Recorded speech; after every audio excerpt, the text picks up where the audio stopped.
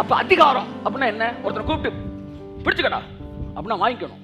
பிசாசுங்க வேடா இந்த கேன்சர் எப்படி அப்படின்னா நீ நோ சொல்லவே முடியாது. நீ உலகத்தான இருந்தீனா பிசாசனை கூப்பிட்டு இந்தா உன் குடும்பத்தை தரிசனத்தை வைக்கிறேன் அப்படின்னா திடீர்னு ஒரு லாஸ் விழுவும், திடீர்னு கப்பல் கவுரும், திடீர்னு நஷ்டங்கள் வரும். நீ வாங்கித்தான் ஆகணும். ஏன்னா அதுதான் அதிகாரம். ஆனால் இயேசு சிலுவையில் உனக்காய் உன் பாவத்திற்காய் கரையம் செலுத்தி தீர்த்த போது இனி இருளின் அதிகாரம் உன் மீது அதிகாரம் செய்ய முடியாது என்கிற இடத்திற்கு உன்னை கொண்டு வருவதற்காக அவர் சிலுவையிலே சகலத்தையும் கொடுத்து தீர்த்தார். வேதம் சொல்லுகிறது இருளின் அதிகாரத்தில் இருந்து அவர் நம்மை விடுதலையாக்கி He has completely rescued us from the dominion of the darkness. பிசாசுடைய ராஜ்யத்திலிருந்து பூரணமான விடுதலை ஆக்கிட்டாராம்.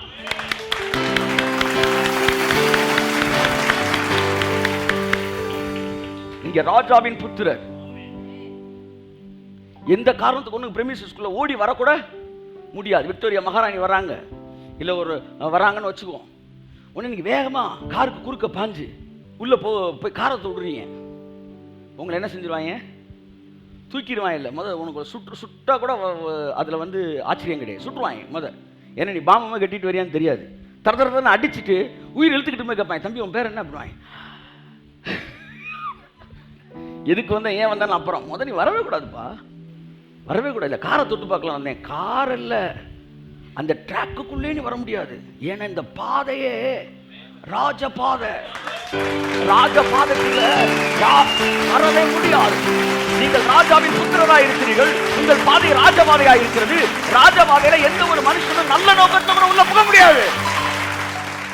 உங்களை எப்படி பிசாசு தொட முடியும்? You are not under the kingdom of darkness. உங்களை விடுதலை ஆக்கிட்டார். ஆமென். பக்கத்துல கை பிடிச்சு சொல்லுங்க, நீ விடுதலை ஆயிட்டீங்க. நீ வியாதி வராது. ஆமென். முதுமை வராது, பிரச்சனை வராது, அழுகை இல்லை, கண்ணீர் இல்லை, கவலை இல்லை, துக்கம் இல்லை. கையை தட்டே. ஆமென்.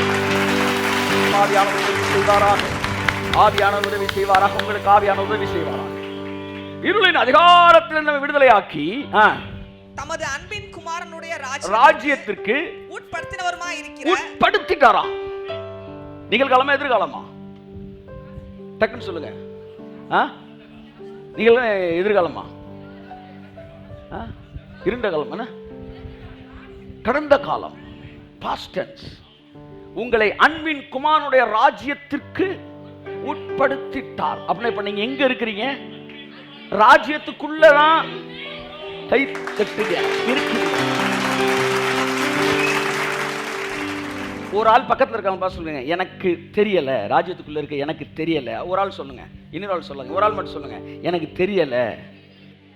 இப்போ இந்த சொன்னார்ல, அவரை பார்த்து நீ தொழில் தெரியும், தெரியலனாலும் நீ அங்கே தான் இருக்கிற. அப்படி தட்டி சொல்லுங்க, தெரியலனாலும் நீ அங்கே தான் இருக்கிற.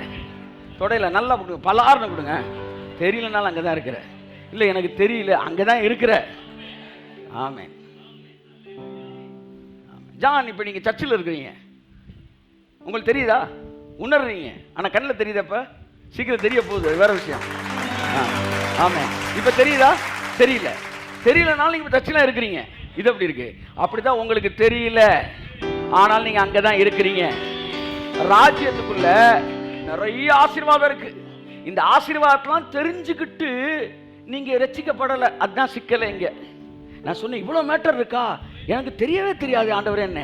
ஆமாம், தெரியாதுல்ல, தெரியாது. உனக்கு தெரியாட்டினா கூட நீ தெரியாமல் தான் வர்றன்னு எனக்கு தெரியும். ஏன்னா பழத்தை சாப்பிடும்போது ஆதாமுக்கு தெரியாது இவ்வளோ பெரிய வியாதிகளும் வறுமையும் பிரச்சனையும் கவலையும் கண்ணீரும் மரணமும் இருக்குன்னு அவனுக்கு தெரியாது. அவனை ஏமாத்தி அவன் அந்த ஒரு பழத்தை புசிக்க வச்சான். அவனை ஏமாத்தி அந்த ராஜ்யத்துக்குள்ள கொண்டு வந்தான். அவனுக்கு தெரியாது இவ்வளவு பிரச்சனை இருக்குன்னு. அத மாதிரி நீ உன்னை நயன் காட்டி நான் சிலுவைக்கு கொண்டு வந்தேன். உனக்கு தெரியாது இவ்வளவு ஆசீர்வாதம் எனக்கு தேவன் வச்சிருக்கிறாரு. ஆமென். உனக்கு தெரியாது. அவன் உன்னை ஏமாத்தி கொண்டு போனான்ல, நான் உன்னை நயன் காட்டி கொண்டு வந்தேன். அப்ப பழத்தை கடிச்சிட்டான், நரிச்சுன்னு முத கடி கடிச்சான்ல, அப்பவே என்டர் ஆயிட்டான் அவன் எந்த ராஜ்யத்துல. ஆனா அவன் அதை உணரவே இல்லை. அவனுக்கு வியாதி இருந்துச்சா? இல்ல. 900 வருஷம் வரைக்கும் வாழ்ந்தான். எல்லாம் சொல்லுங்க, 900 வருஷம் வரைக்கும். சத்தமா சொல்லுங்க, 900 வருஷம் வரைக்கும் ஆதாம் வியாதி இல்லாம வாழ்ந்திருந்தாலும் அவன் இருளின் ராஜ்யத்துல இருந்தான். உங்களை சுத்தி 900 வியாதி இருந்தாலும் நீங்க வெளிச்சத்தின் ராஜ்யத்துல இருக்கிறீங்க. இது எல்லாம் மறைய போது இது எல்லாம் அதை அறிந்து கொள்ள எல்லாம் ஒண்ணுமே நம்ம காலியா போகும். நீங்க புரிந்து கொண்ட செகண்ட்ல you are completely delivered from all the dominion over of devil, the domination and the power of darkness. அதுல நீங்க விடுதலை ஆயிட்டீங்க. ஸோ அங்கிருந்து நீங்க விடுதலையாகி இந்த இடத்துக்குள்ள வந்துட்டீங்க.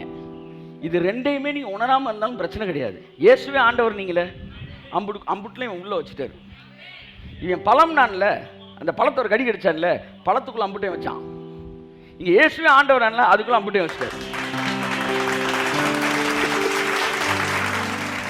ஐயா உள்ள என்னெல்லாம் இருக்கு அதை வந்து பிசா சொல்றான்.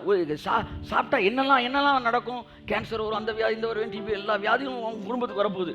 அதை மனசுல வச்சுக்கிட்டான். சொல்லல இதை கடிக்க ஒரே கடி இல்லை என்னெல்லாம் வரும், நீங்க கடிங்க அப்புறம் போயிட்டே பேசுவோன்ட்டான். இவன் கடிச்சான்ல, கடிச்ச பிறகு எல்லாம் தெரிய ஆரம்பிச்சிருச்சு. அவனுக்கு கொஞ்சம் கொஞ்சமா வர ஆரம்பிச்சிருச்சு. கர்த்தர் அப்படிதான் சொல்லு, இயேசுவே ஆண்டவர் சொல்லு, இயேசுவே ஆண்டவர் சொல்லு. நாளை கழிச்சு ஒரு கடன் இருக்கு, இயேசுவே ஆண்டவர்னு சொல்லி இந்த கடன்லாம் போய்க்கிறோம். இந்த கடனை போக்குறக்க இயேசு வந்தார் இல்ல, உள்ள வச்சுட்டாரு. இயேசுவே ஆண்டவர் சொல்லி மீதி போற வழியில பேசிட்டு வந்தாரு. இயேசுவே ஆண்டவர் நான் பாருங்க, வாடா ராஜா உள்ள வாடா. இங்க பாரு, இப்போ ஒரு அதிர்ச்சியுமே சொல்ல போறோம். கடனை நீக்கிற கண்ண சிலுவைக்கே வரல. அப்புறம் எதுக்கு சார் சொன்னீங்க? மேட்ரே வேறடா.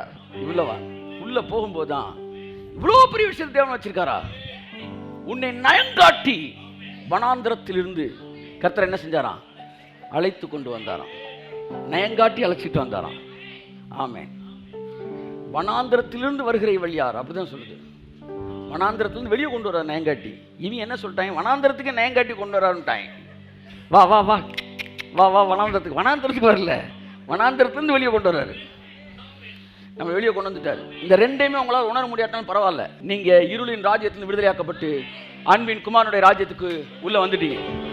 ஆமென். இனி உங்கள் பழைய எஜமானனுக்கு நீங்கள் ஊழியம் செய்ய முடியாது. இயேசு சொன்ன ஒரு அழகான வசனத்தை உங்களுக்கு சொல்லி நான் கடந்து செல்ல விரும்புகிறேன். எந்த ஒரு மனுஷனும் 2 எஜமானனுக்கு ஊழியம் செய்ய கைது. ஓ, இந்த வார்த்தைக்கு இப்படி ஒரு அர்த்தம் இருக்கா அப்படின்னு சொல்லிட்டு கை தட்டுனீங்க. எந்த ஒரு மனுஷனும் 2 எஜமானனுக்கு ஊழியம் செய்ய முடியாது. நீங்க ஊழியம்னா அடிமை வேலை பாருங்க. அப்பா பிள்ளைன்னு சொல்லல, எஜமான் அப்படின்னா எஜமானன்னா கீழே என்ன வரணும்? அடிமை நானே எஜமான் நீரே நாதா. அப்ப எஜமான் என்னது? அடிமை. அப்போ ஒரு மனுஷன் 2 பேருக்கு அடிமையா இருக்க முடியாதான். இதுக்கு முன்னாடி நீங்க அந்த எஜமானுக்கு அடிமையா இருந்தீங்க. இப்ப அங்க இருந்து இந்த எஜமான் அவனை அடிச்சு அவன்கிட்ட இருந்து உங்களை விலை கொடுத்து வாங்கிட்டாரு. இப்ப நீங்க யாருக்கு அடிமை? இந்த எஜமானனுக்கு அடிமை. அதனால பழைய எஜமானன் ரோட்ல வந்தான்னா அவனை பார்த்து நீங்க நடுங்க வேண்டிய அவசியம். கையை தட்டுங்க உள்ளவருக்கு. எந்த ஒரு மனுஷனும் 2 எஜமானனுக்கு ஊழியம் செய்ய முடியாது.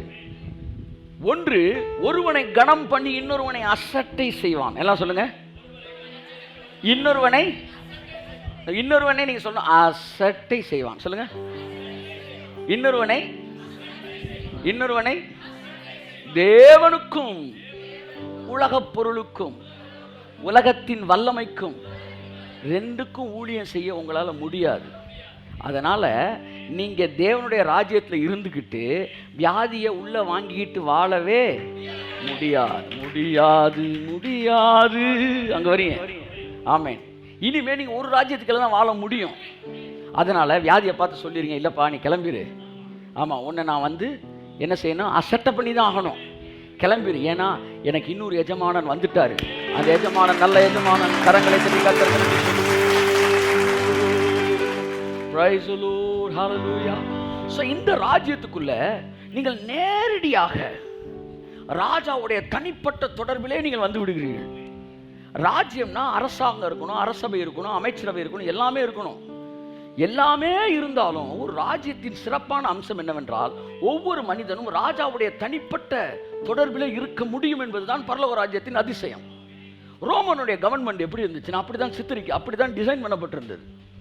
ரோமனுடைய கவர்மெண்ட் எப்படின்னா, கீழே யாருன்னா ஒரு சிட்டிசனுக்கு மேல சோல்ஜர். சிட்டிசனுக்கு மேல என்னது? சோல்ஜர். ரோமன் சோல்ஜர்னா அந்த காலத்தில் ஒரு பெரிய விஷயம். ரோமன் சோல்ஜர் அப்படின்னா ஒரு பெரிய பதவி. சிட்டிசன், அதுக்கு மேலே சோல்ஜர். சோல்ஜருக்கு மேலே செஞ்சுரியன், நூற்றுக்கு அதிபதி. அதுக்கு மேலே கமாண்டர், அதுக்கு மேலே கவர்னர், அதுக்கு மேலே டெட்ராட், அதுக்கு மேலே கிங் அகிரிப்பா, கிங்குக்கு மேலே சீசர். கைத்தட்டுக்கு ஒருத்தர் இருக்காங்க. இவ்வளோ பேரை கடவுள் தான் கீழே யார் இருக்கா? சிட்டிசன் இருக்கான். எல்லாம் சொல்லுங்க, சிட்டிசன், அடுத்து soldier, centurion, commander, tetrarch, governor, king, Caesar. ஆனா இந்த கீழே இருக்க இந்த சோல்ஜர் கீழே இருக்க சிட்டிசன் இருக்கான்ல, அவன் நினைச்சானா ஐ அப்பீல் டு த சீசர் அப்படின்ட்டானா, இங்க இருக்கிற அம்புட்டு பேரை ஓவர்டேக் பண்ணி நேரா சீசரோட கனெக்ட் பண்ண முடியும். கை தட்டி ராமே. இதுதான் ஒரு ரோம குடிமகனுக்கு கொடுக்கப்பட்டிருக்க மிகப்பெரிய பாக்கியம், ஸ்லாக்கியம். இவனுக்கு மேல இவ்வளவு பதவி இருக்கே அப்படின்னா, இந்த பதவிகள் எல்லாம் இந்த சிட்டிசனுக்காகத்தான் வைக்கப்பட்டிருக்கிறபடினால், இந்த சிட்டிசன் இந்த பதவிகள் எல்லாவற்றை பார்க்கிலும் மேலானவன். உங்களுக்கு மேல பலவித வல்லமையான தூதர்கள் இருந்தாலும் தேவன் உங்களை தூதருக்கு கீழே வைக்கல, தூதனுக்கு மேலதான் வச்சிருக்கிறார். அவர் நம்மை தேவ தூதரிலும் சற்று சிறியவனாக்கினார் என்பது மொழிபெயர்ப்பு தவறு. தேவ தூதன் என்கிற இடத்திலே ஏலோகிம் என்கிற வார்த்தை போடப்பட்டிருக்கிறது. அவர் தேவனிலும் சற்று சிறியவனாக்கினார். தேவ தூதர்களை நமக்கு பணிவிடை ஆவிகளாய் வைத்திருக்கிறார். ஒரு தேவதூதன் எந்திரிச்சான்னா 1,80,000 பேரை ஒரே டைம்ல அடிச்சு வெட்டலாம். 2 பேரும் நமக்கு இருக்கிறாங்க. ஒரு நாள் நைட்டு 1,80,000 பேர் வெட்டி வெறுத்துறாங்களாம். இவங்கெல்லாம் மிகப்பெரிய பவர்ஃபுல்லான சோர்ஸ். ஆனா எல்லாம் யாருக்காக? எனக்காக. இங்கிட்டு ஒரு 12 அடியில் ஒருத்தர் நிற்கிறான், 15 அடியில், இங்கிட்டு ஒருத்தர் 15 அடியில் நிற்கிறான். நடுவில் ஒரு 5.25 அடி இல்லை நம்ம இருக்கிறோம். இப்போ யார் பவர்ஃபுல்லான ஆளு? அது கையெழுத்து. Commander, soldier, centurion, commander, governor, king, எவ்வளவு பேர் இருந்துக்க. ஒரு ரோமன் கவர்மெண்ட்ல சிட்டிசன் தான் மேஜரான ஆளு. அப்படித்தான் பரலோக ராஜ்யத்தில் எத்தனையோ கோடாகோடி தூதர்கள் உங்களுக்கு மேலாக பரலோக செனட், செனகரிப் எது இருந்தாலும் நீங்களே முக்கியத்துவம் வாய்ந்தவர்களாய் பரலோக ராஜ்யத்தில் இருக்கிறபடினால் சகலம் உங்களுக்காக இயங்கிக் கொண்டிருக்கிறது என்கிற ராஜ்யத்தின் வல்லமையை நீங்கள், உங்களுடைய குடியுரிமையை, உங்களுடைய என்ன சொல்ல நேச்சரை நீங்க புரிந்து கொள்ள வேண்டும். உங்களுடைய பொசிஷன் கரெக்ட், உங்க பொசிஷனை நீங்க புரிஞ்சுக்கணும். இது எல்லாம் எனக்கா சிருஷ்டிக்கப்பட்டிருக்கிறது. இவ்வளவு பெரிய தூதர்கள், இவ்வளவு பெரிய தூதர்கள் இருக்காங்கல்ல, வல்லமையில உங்களோட பயங்கரமானவங்க. ஆனா அவங்க பிதாவுக்கு முக்கியம் இல்ல. நீங்க என்னையே நீங்க அப்படி படைக்கல. நீ யாருக்காச்சும் பாடி காட்டா போகணும்னா தான் உன்னை அப்படி படைக்கணும். ஆனா நீ பாடி காட்டா போற ஆள் இல்ல, உனக்கு பாடி காட்டா அவனை நான் வச்சிருக்கிறேன்.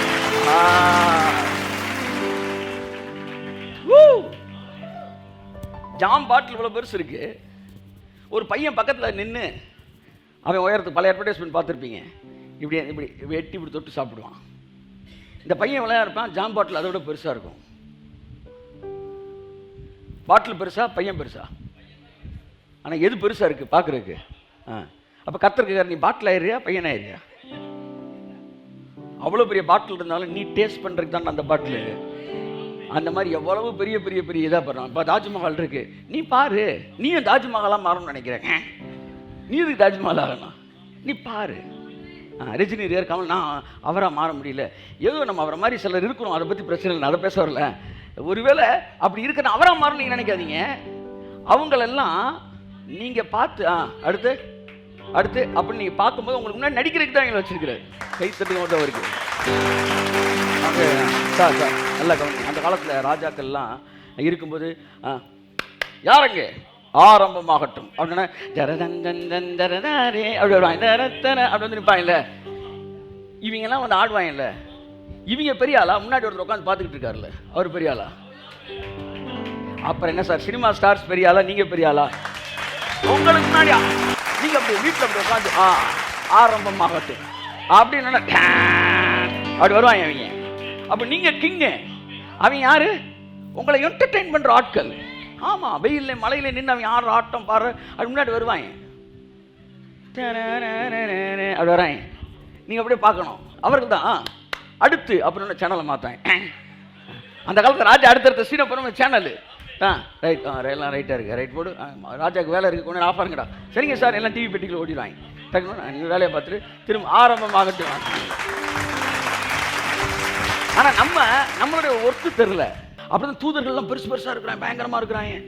எல்லாம் உனக்கு கமாண்டர் சோல்ஜரு. சீசர் சொல்லுவார், டேய் உனக்குடா அவ்வளோ பேரை வச்சிருக்கிறேன். பவுலை கூப்பிட்டு என்கொயரி பண்ணுறான். ஃபெலிக்ஸ்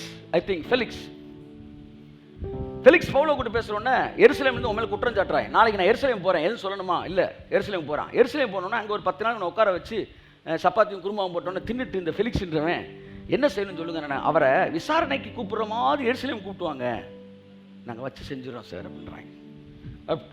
அப்படியா, சரி நான் போகிறேன். போய் பவுல் இப்போ எங்கே இருக்கிறான்? அப்போஸ்தலர் வாசிப்போம். இந்த ஒரு சின்ன விஷயத்தை நான் சொல்லி முடிக்கிறேன். எப்படி நீங்கள் தேவனோடு சர்வ வல்லமுள்ள தேவனோடு தொடர்பில் இருக்கிறீர்கள் என்பதை நான் பேச விரும்புகிறேன்.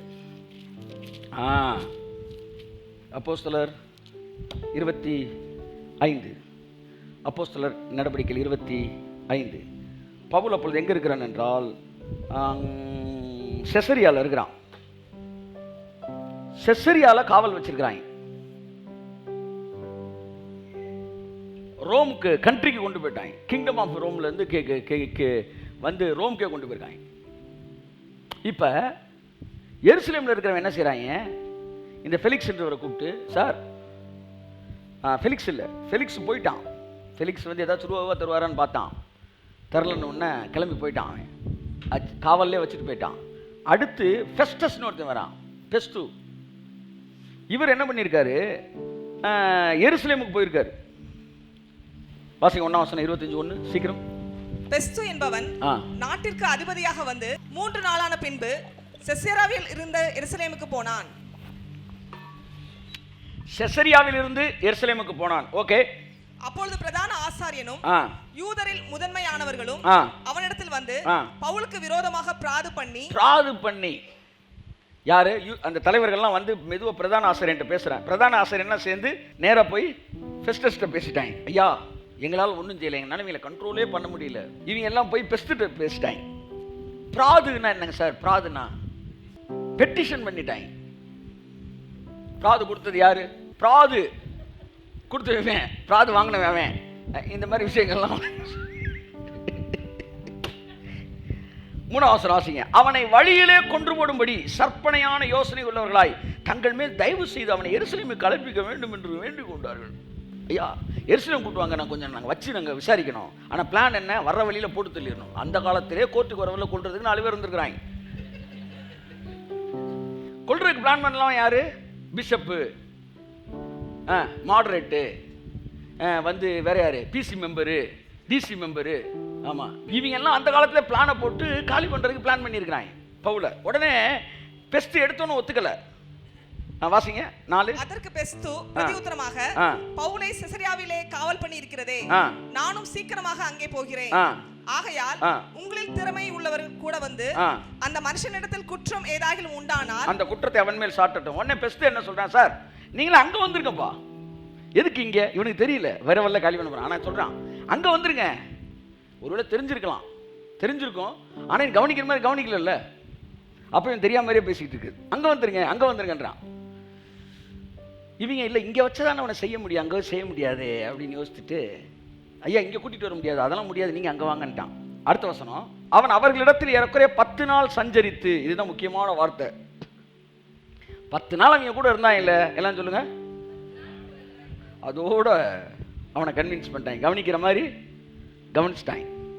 இவன் இங்கே உட்காந்து 10 நாள் தங்கினப்ப கன்வின்ஸ் ஆகி அடுத்து வாசிங்க. பின்பு செசரியாவுக்கு போய் மறுநாளிலே நியாயஸ்தானத்தில் உட்கார்ந்து பவுலை கொண்டு வரும்படி கட்டளையிட்டான்.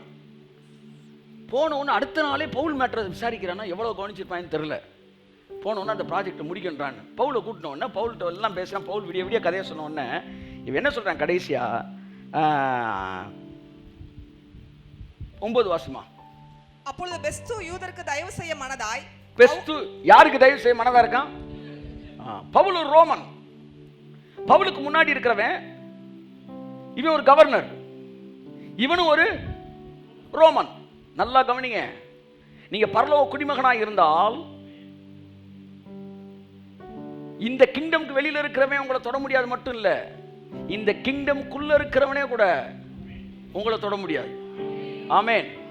அப்பொழுது பெஸ்து யூதருக்கு தயவு செய்யமனதாய் பவுலை நோக்கி, வாசிங்க, நீ எருசலேமுக்கு போய் அவ்விடத்திலே இந்த காரியங்களை குறித்து எனக்கு முன்பாக நியாயம் விசாரிக்கப்பட உனக்கு சம்மதியா என்றான்.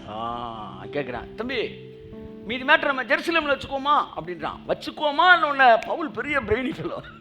ஆஹா, டேய் நீ 10 நாள் இருக்கும் போதே தெரியும்டா, நீங்க பிளானை போட்டுட்டீங்க. பவுலுக்கு பயம் வந்துருச்சு. ஆஹா, இவங்க நம்மளை, எனக்கு தெரியும் ஏற்கனவே அங்கே வந்து இவனை கொல்றதுக்கு பிளான் பண்ணப்போ தான் அவங்க அக்கா பையன் வந்து என்ன செய்கிறான், தூது சொல்லி இங்கே கூட்டிகிட்டு வரான். போட்டு தள்ள நெருங்கி வரும்போது அக்கா பையன் போய் சொல்லி இவனை எஸ்கேப் பண்ணி இங்கே கூட்டிகிட்டு வரான். திரும்ப இந்த பெஸ்ட்டு திரும்ப அவனை கட்டி அவிய கையில் கொடுக்குறதுக்கு லைட்டாக மெதுவாக ஆரம்பிக்கிறான். பவுலை பார்த்து, பவுலே நீ எருசலேமில் போய் விசாரிக்க உனக்கு ஓகேயா அப்படின்றான். சொன்ன உடனே பவுல் அலர்ட் ஆகிட்டு சொல்கிறான். அதற்கு பவுல், நான் ராயருடைய நியாயாசனத்துக்கு முன்பாய் நிற்கிறேன், கையை தட்டு. அவன் யாரு, அவன் எங்க நிற்கிறான், யாருடைய நேரடி பார்வையில் இருக்க நன்றாய் அறிந்திருந்தவன். ரொம்ப முக்கியம் சார். சும்மா உங்களுடைய அதிகாரம் என்ன என்பதை நீங்கள் வந்து புரிந்து கொள்ளாதவர்களா இருக்கக்கூடாது. பவுல் சொல்றான், நான் ராயனுடைய நியாயாசனத்துக்கு முன்னாடி நிற்கிறேன், அதற்கு முன்பாக நான் நியாயம் விசாரிக்கப்பட வேண்டியது. யூதருக்கு நான் அநியாயம் ஒன்றும் செய்யவில்லை, அதை நீரும் நன்றாய் அறிந்திருக்கிறீர். உனக்கு தெரியுமியா, நீ ஆக்டிவா கொடுத்துக்கிட்டு இருக்க. நீனு சிலர் தெரிஞ்சுக்கிட்டே தெரியாம நடிப்பாங்க. அப்படியா அப்படின்னா வெரி டேஞ்சரஸ். ஒன்று பெஸ்ட் அப்படியா, உனக்கு நல்லா தெரியும், நான் அநியாயம் செய்து மரணத்துக்கு பாத்திரமான ஏழாயிரம் நடப்பித்ததுண்டானால் நான் கருணை மனு கூட கேட்க மாட்டேன், நான் சாகாதபடிக்கு மனு கேட்க மாட்டேன். இவர்கள் என்மேல் சாட்டுகிற குற்றங்கள் முற்றிலும் அபத்தமானால் அவர்களுக்கு தயவு பண்ணும் பொருட்டு ஒருவரும் என்னை அவர்களுக்கு ஒப்புக் கொடுக்கலாகாது. நான் ராயனுக்கு அபயமிடுகிறேன். I appeal to Caesar. என்ன ஒரு உரிமையை ரோமன் சிட்டிசனுக்கு ரோமன் கவர்மெண்ட் கொடுத்திருக்கு. அப்படியே 8 லாங் ஜம்ப் அடிச்சிட்டான். ஒரே லாங் ஜம்ப்ல 8 பேரை தாண்டிட்டான். சோல்ஜரு, சென்சூரியனு, வந்து கவர்னரு, கிங் அகரிப்பாவே வந்து சொல்லிட்டான், இவன் ராயனுக்கு அபயமிடாது இருந்தால் இவனை நம்ம வந்து டீல் பண்ணலாம். ராயன்ட்ட பேசிட்டான், நம்ம ஒன்றும் செய்ய முடியாட்டான். கிங்கு, இந்த கிங்ன்றவங்க ஒவ்வொரு நாட்டுக்கும் ஒருத்தன் தான் இருப்பாங்க. அப்ப what is kingdom? It is a relationary contact with the king and the citizen. அதாவது உலகத்தின், அவருடைய ராஜ்யத்தின் எந்த மூலையில் இருக்கிற ஒவ்வொருவனோடும் ராஜா அவனோடு வைத்திருக்கிற உணர்வு பூர்வமான தொடர்பே ராஜாங்கமாய் ராஜ்யமாய் இருக்கிறது. ராஜாதி ராஜா, தேவாதி தேவன் நம்மோடு உணர்வு பூர்வமான தொடர்பில் இருக்கிறார். உன்னை தொடுகிறவன் அவரின் கண்ணின் மணியை தொடுகிறான். I appeal to Caesar என்று சொல்லிவிட்டாயானால் ஒருவனும் உன்னை தொட முடியாது. ஏனென்றால் ஒவ்வொரு குடிமகனும் ராஜாவோடு நேரடியாக இணைக்கப்பட்டிருக்கிறீர்கள். இது சாதாரண விஷயம் இல்ல. ரோமன் கவர்மெண்ட் அப்படி ஹையரார்கி செட் பண்ணியிருக்கிறாங்க. அங்க எவனாச்சும் ஒரு சிட்டிசன் வந்து, அங்க இருக்கிற சிட்டிசன் ஒருத்தன், இல்லடா உங்க மேல எனக்கு நம்பிக்கை இல்லடா, நீங்க எல்லாம் வந்து எனக்கு ஃப்ராட் பண்றீங்கடா, நீங்க வந்து யாருக்கோ தயவு பண்ணும்படிக்கு நீங்க என்ன கட்டி எனக்கு உயிரை கொல்ல பாக்குறீங்க, எனக்கு பயமா இருக்கு அப்படின்ட்டானா உடனே அப்பீல் டு சீசர்னா போதும், அதுக்கப்புறம் எவனும் தொட முடியாது. What is meant by prayer? appealing to the Caesar மாதிரி நீங்க ராஜாதி ராஜாவுக்கு அப்பீல் பண்ணுங்க, எவனும் உங்களுக்கு தொட முடியாது. நான் சொல்லவா, பரலோகத்தில் இருக்கிற எந்த சக்தியும் நிகழ்காரியங்களாகலும் பகிரங்காரியங்களாகலும் தேவ தூதர்களானாலும் அவருடைய அன்பை விட்டு என்னை பிரிக்க முடியாது. ஒரு செஞ்சுரியன் கையை கட்டுறான், அவன் ஒரு ரோமன், அவனும் ஒரு ரோமன். இவன் சொல்றான், நான் ரோமன் என்பதை அறியீர்களா? ஐயா கட்ட கழட்டிட்டான். He knows the birthright of that kingdom, in that kingdom. நான் சொல்றேன், உங்களை யாரும் தொட முடியாது. அன்பின் குமாரனுடைய ராஜ்யத்துக்குள்ளாய் நீங்கள் இருக்கிறீர்கள். He has rescued you completely from the dominion of the darkness. பிசாசுடைய எல்லா வல்லமையிலும் உங்களுக்கு விடுதலையாக்கி அன்பின் குமாரனுடைய ராஜ்யத்தை கொண்டு வந்துட்டாரு. இந்த ராஜ்யத்தில் ஒவ்வொரு மனிதனும் ராஜாவோடு தொடர்பில் இருக்கிறார்கள்.